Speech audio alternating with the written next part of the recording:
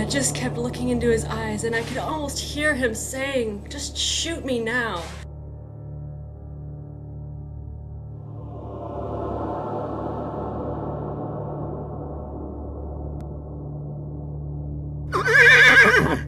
Elsie Shufflebottom, August 2013, Palmerston North, New Zealand. Elsie, a 45-year-old retired double agent, is feeding her horse tennis ball in the paddock.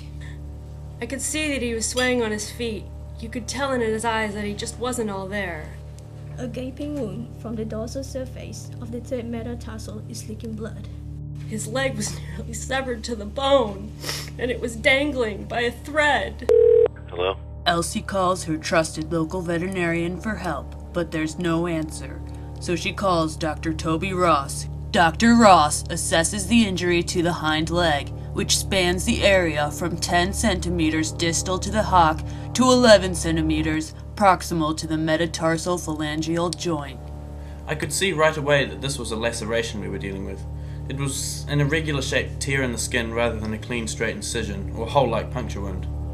There could have been some contusions as well, but my main concern was the open wound where something had grazed him. It looked fairly straightforward. The only complication appeared to be that the long digital extensor had been exposed. I could see from tennis ball's movement, however, that the tendon hadn't actually been affected. It's gonna take a miracle to save this horse. And I just kept thinking, I can get this done and still get to Burgerfield before my afternoon appointments. Just when Elsie thinks it couldn't get any worse, the first stage of wound healing sets in. Tennis ball's laceration is undergoing hemostasis. And less bleeding, and then there was none. And that had me terrified. I was so sure, absolutely certain that everything has been bled out to the very last drop. What Elsie doesn't know is that the damaged blood vessels have constricted, and small cell fragments called platelets have already formed a fibrin clot. It's pretty interesting how it works, actually.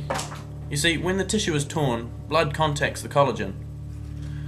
The platelets in the blood then clump together by recognizing glycoproteins along their cell membranes.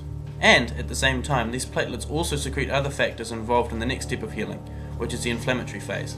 20 minutes later, Elsie is back on the phone with Dr. Toby Ross. So much time had gone by, and I could tell that tennis ball's health was just getting worse and worse. She didn't think it was healing properly. I told her that she needed to let the inflammatory phase take its course. The blood vessels in tennis ball's wound have dilated to allow essential cells such as antibodies, white blood cells, enzymes, nutrients, and growth factors to reach the area. I could feel that it was hot and swollen to the touch, and you could see some redness around the edges of the wound. The phagocytic cells have begun to gather in the lacerated area. Neutrophils and macrophages have already started digesting the surrounding necrotic tissue, keeping the wound clean.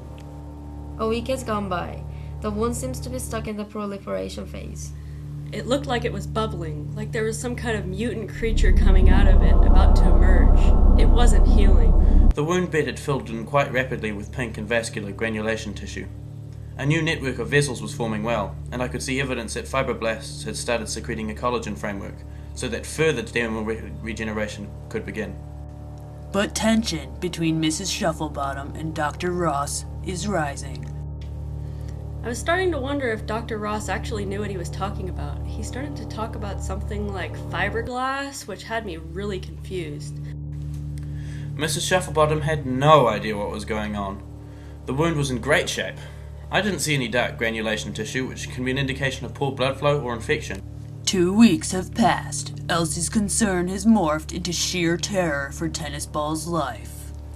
Mrs. Shufflebottom kept talking about removing the leg and gangrene, which was when I realized, this lady is totally nuts.